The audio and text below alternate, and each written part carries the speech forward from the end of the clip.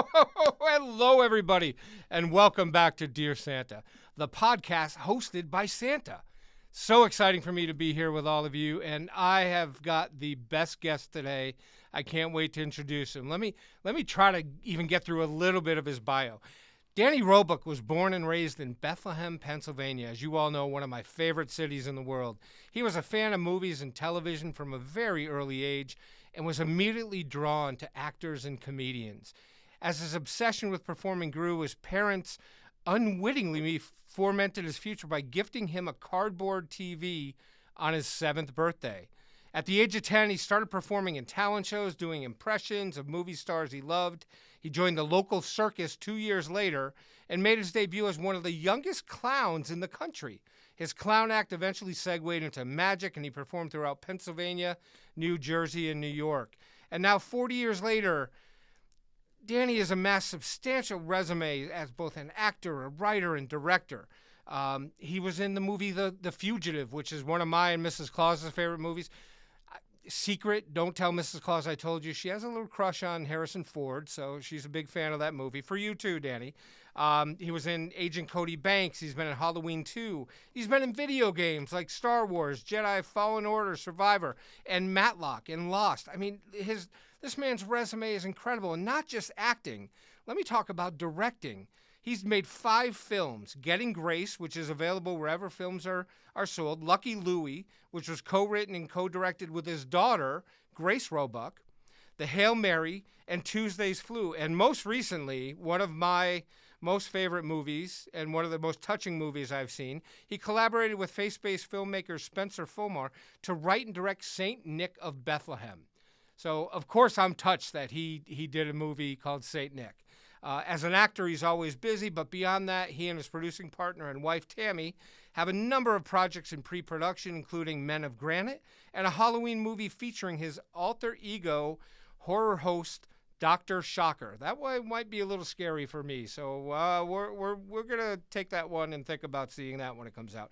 He's married to Tammy, who collaborates him on his film projects through his company, Magic Bean Entertainment. He has 2 children, Grace and Buster, and 2 stepchildren, Veronica and Julia. And Danny and Tammy split their time between Burbank, California, and Tampa, Florida. So I've always got to make sure I know where to drop the presents off every year. So we usually check in. But Danny, welcome. Thank you for doing this podcast. It's so exciting to talk with you tonight. And welcome. I'm happy to have you here. Thank you. I mean, you're excited to talk to me. How often does someone get to talk to you? So, Santa, I'm thrilled to be here. You were saying a lot of nice things, but I'm a guy who's always been given gifts. You gave me gifts. God Himself has given me a lot of gifts. So I've been given so much. So I'm at a point in my life where I like giving back. So thank you for all the nice things you've done for me. Well, I appreciate it, and you're welcome, and thank you for all the wonderful things you've done for everybody, all the art that you've put out there in the world that people get to enjoy. But let's jump into Christmas if we can, and go from there. My favorite time of year. Wonderful, mine too. Maybe we got to get you up to the North Pole. You really enjoy it then. But Listen, if you're inviting, I'm coming. all right, we'll try to make something happen for sure. So Danny, tell me, do you have a first Christmas memory, something that stuck out either from childhood or even as you grew up a little bit more? Do you have a first and maybe even a favorite Christmas memory that you can talk about? Yeah, Christmas was a great time growing up in Bethlehem, Pennsylvania. You grew up in the Christmas city, and we're Catholic kids, and went to Catholic school. So we had the Santa. We had your version of Christmas, Mm-hmm. and the real reason for the season, the birth of Christ.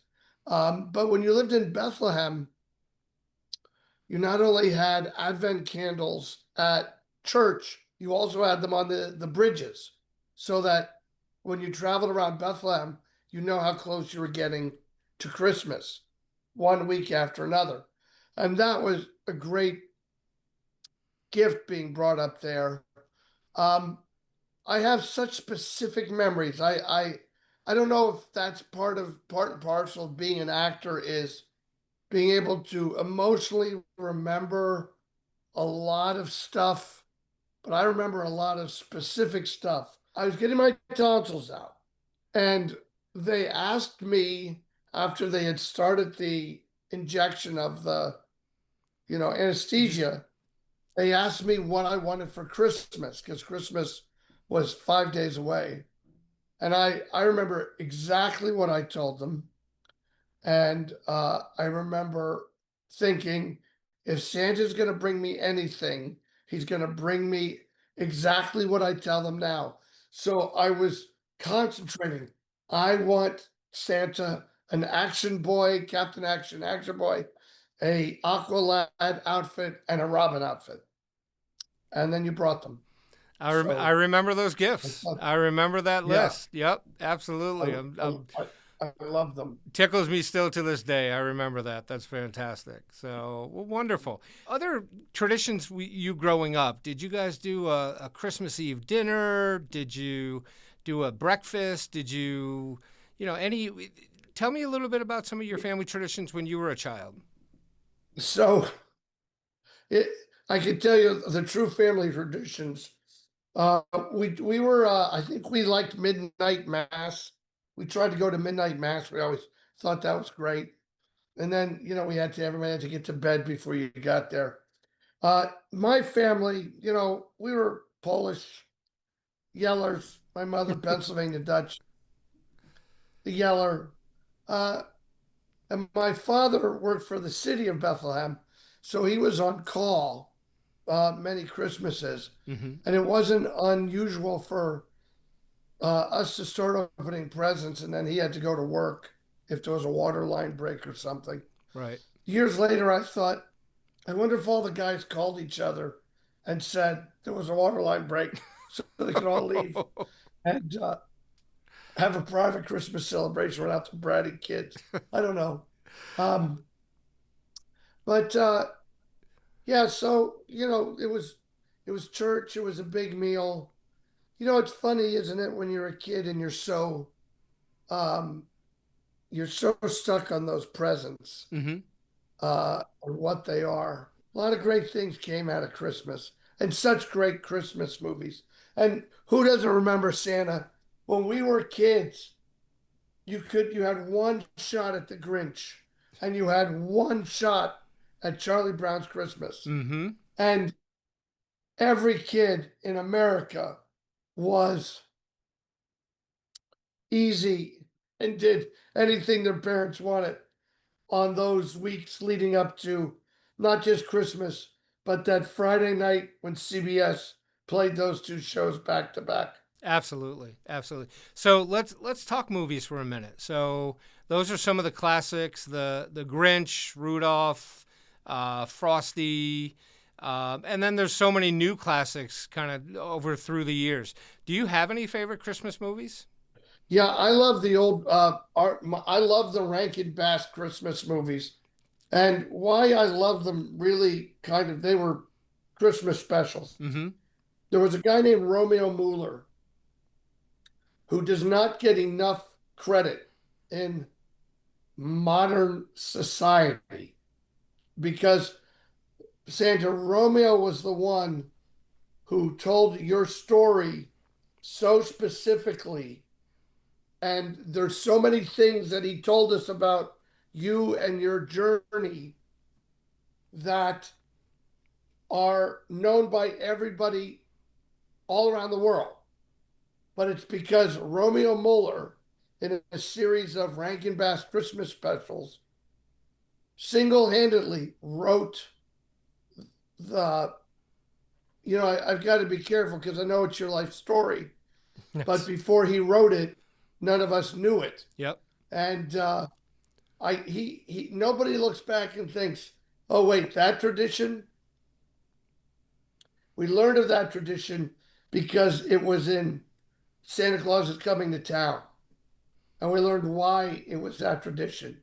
And we learned it because Romeo Mueller had to figure out why. I'm sure he consulted with you. And that's how he shared everything. So as a storyteller, I look at the vast amount of information that came out of those specials that is considered part of Christmas lore. Mm-hmm. Absolutely. And it all came out of, and you. One writer did it because one writer put it down. That's amazing. I didn't know that. I mean, I knew the story of Romeo, obviously, because he and I chatted, but I didn't know that it was really he was the one that was responsible for all that. That's fantastic information. It's a Wonderful Life. Uh, Many people kind of call that one of their favorite movies. I think it's an extraordinary movie made by an extraordinary director, performed by an extraordinary actor. It's not just a Christmas movie. Mm-hmm. It's it's a movie that's people don't know this, um, but by all accounts, James Stewart's career was over. He is he had gone like all the great actors went and served their country during World War II. He came back, and it was hard to get his career started again. And here came this movie that was about one man's redemption. And now Stewart was, again, by all accounts, the most gracious, loving human being, a very good man, good American. Um, and that movie meant more to him than he could have known. And I think that's why he's so good in it. Because I think it tapped into something he might have been afraid of, which was his time was over. Mm-hmm. Do you like that movie? I do. Danny, I do love that movie. Mrs. Claus and I make it a point to watch it every year. It's wonderful. It's heartwarming. We watch it in the original black and white though. We don't watch the Yes, of colorized course. version. We've got to You watch it must watch it in the in original black black and and white. white. And no, we love that movie. We love the classics you've talked about. We occasionally will watch a more modern Christmas movie. Oh, sure. We get a good chuckle out of Elf. You love Elf. That's become a Yeah. classic to a lot of people these days. We've discovered there's a movie called Claus or Klaus on I think is there a channel called Netflix down near you guys, I think, right? Yeah. So Netflix. Yeah. there's a cartoon. It's Klaus, which is a wonderful cartoon that they made and talks about basically a postman moving to a kind of very desolate city and discovering this sort of hermit man that builds beautiful things, and he started delivering them without who turned out to be Santa Claus knowing about it. And then it warmed this gentleman's heart after he. I don't want to ruin the story, but if you get a chance, definitely watch that one. I was going to say, I wonder, I'm intrigued, because I've played a lot of famous people. Mm-hmm.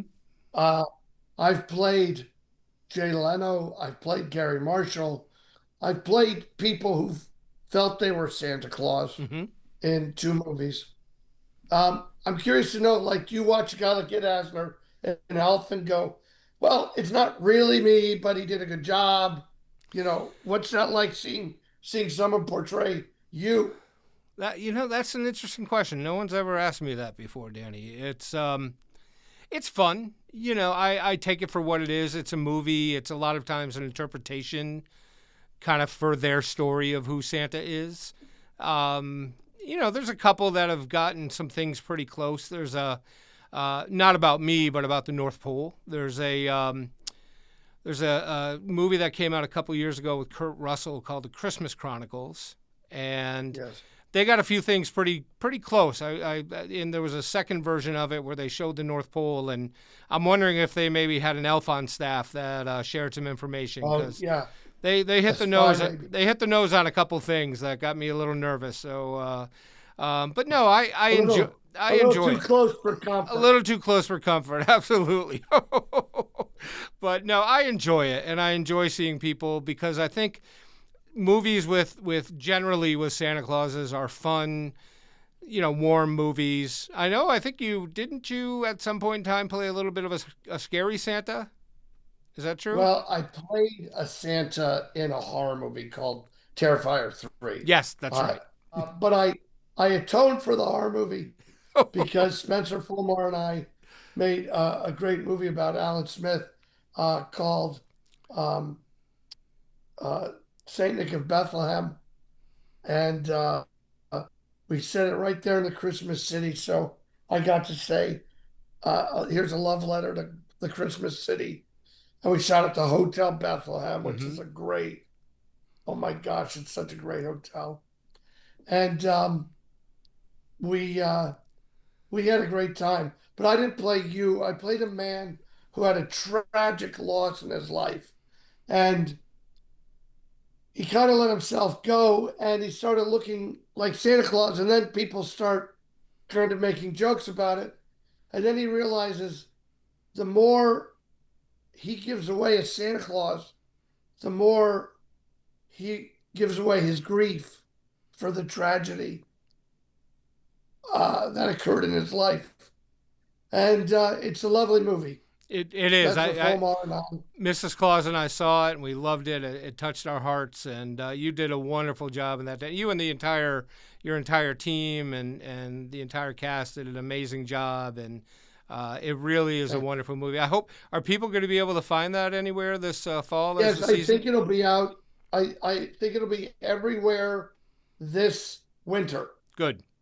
In theaters again too, in some places, but this winter we hope to have it in many places. Good, good. Because people should see that. If you haven't seen it yet, try to find it. It's worth seeing, and it captures what Christmas is all about. And you did a Thank you. wonderful job in that, Danny. So let me pop back to another question for you here. So we celebrate Christmas all year long up here at the North Pole. You can't escape it, even if you wanted to. When when do you decorate for Christmas? Are you a December 1st guy? Are you right after Thanksgiving? Right after Halloween? Do you have a set date and time? So Santa, when the kids were kids, it was Thanksgiving, watched White Christmas. That's how we started every. That was my former wife's tradition, Kelly.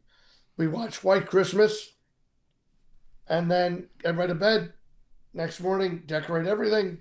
Next morning, we go to Disneyland and we spend the weekend there. And that's how we did it for many years. Okay. And then one day, that Friday morning comes along after it's been an extraordinary, joyful ride. And this is how it works in the real world, Santa. And you say to your kids, get up, let's go decorate. And they go,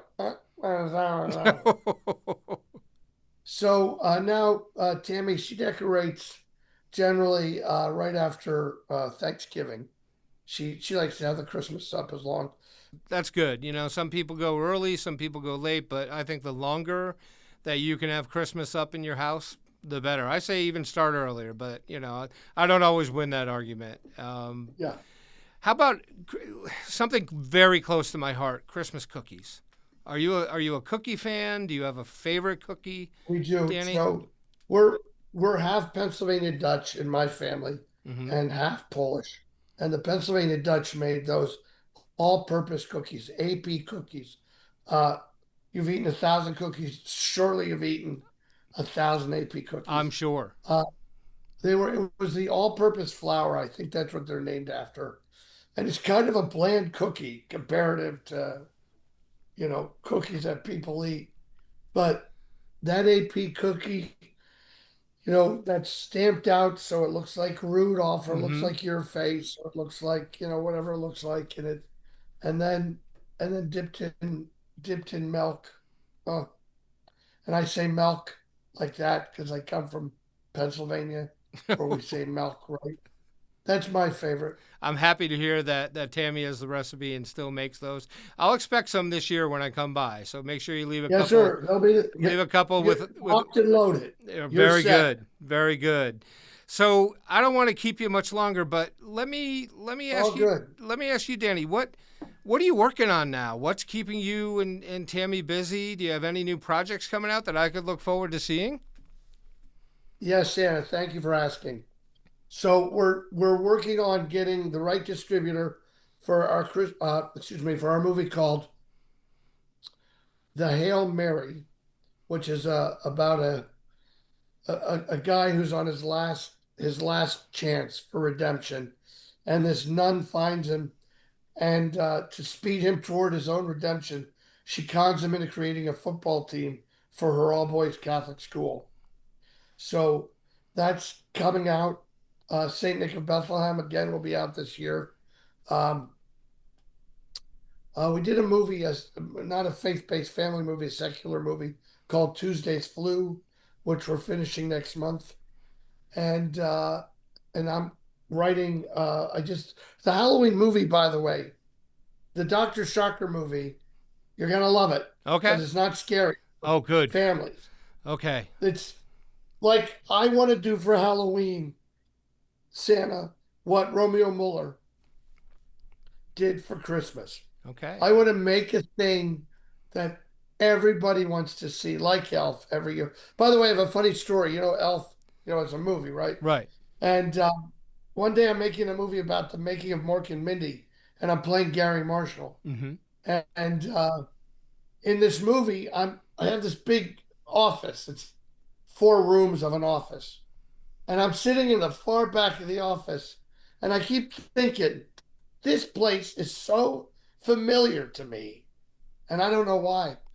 So, one day I'm just rapping with the art director of the movie, and he goes, "Oh, Dan," he goes, "This there's been so many movies filmed here." Like he goes, "This is James Caan's apartment in Elf," and then I realized I was standing in the kitchen because it was like what do they call this? A railroad apartment. Right. Right. And then I realized where I was looking. I go, "Wait, that's where he jumped onto the Onto the tree." tree. Like, right. But I just couldn't once my eyes focused on where I was in the other set, I could see it all. That's so fantastic. Great. Like there was a side room where, he sawed off he sawed everything up to Right. make a bed or something. Like that was there, and then that's where he jumped on the tree. Yep. And the door was the front door, That's which was there. fantastic. Yeah. That's great. Crazy. So going back, Doctor Shocker, you're trying to make that. Dr. Shock, we're going to do a Halloween movie. I'm not saying what the title is Okay. because I don't want one of those evil people to steal it I got you. because it's so good, I can't but wait. it'll make people happy. Good. Um, and then we're writing a movie about veterans. I know you're very good to our veterans, people who sacrifice so much to keep America safe. Mm-hmm. I'm glad to hear that you're honoring the vets because that's really Yeah, important and they're a wonderful group who veterans from all over the world who have dedicated their lives to protecting their countries. So that's fantastic, and I look forward to thank seeing you. I all of think those, Danny. yeah, that'll be a nice one. And then we have a movie about Bigfoot. Ooh, have you That ever and I have you ever we seen a also Bigfoot or a Sasquatch? I have not. Okay, I well, have not. we have some Yeti that occasionally stroll into the North Pole, That and kid that you see up there. Yeah, they say they're down here, Santa. I haven't seen one. okay, all right. Well, maybe if you, like I said, if we can get you up to the North Pole, maybe can introduce you to a Yeti. I think that'd be I a lot love of that. I think that'd be a lot of fun for you. So I would love it. that'd be great. You're very, very kind, very generous. You do a lot for the world, Santa, and it doesn't go unnoticed. And I know I don't want you to get discouraged because sometimes people forget to act in the spirit of goodness all year round. Hmm. But give them a chance. They'll find their way. No, thank you for saying that, Danny. My philosophy on it, and a lot of people don't. There's not a hard, nice, and naughty list. Everybody is somewhere on the spectrum, and everybody has nice somewhere in their heart. There's very few that I've run into that don't. And it's just a lot of the times it's just letting them know it's okay to show the niceness, and giving them opportunities to practice it a little more and recognizing it. So, there's very few that are on the naughty list. There are some. I have to admit that there is a hard The and fast permanent naughty naughty list. list.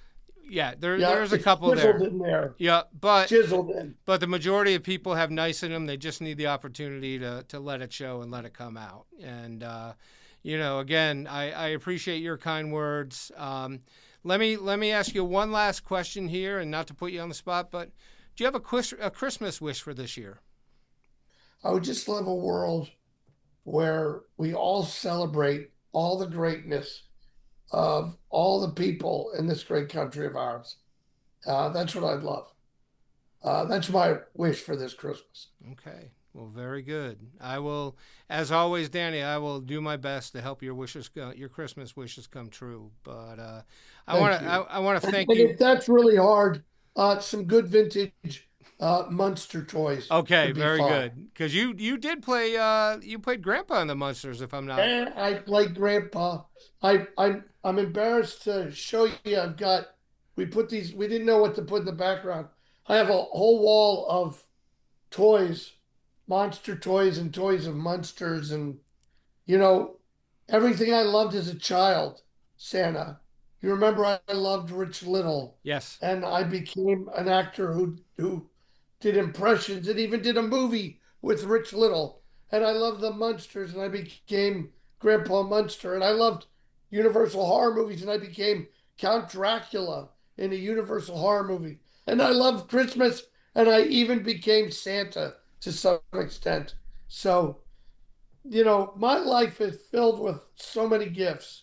So let's give gifts to the world. Let's love each other, and find out what we have in common, not what we don't.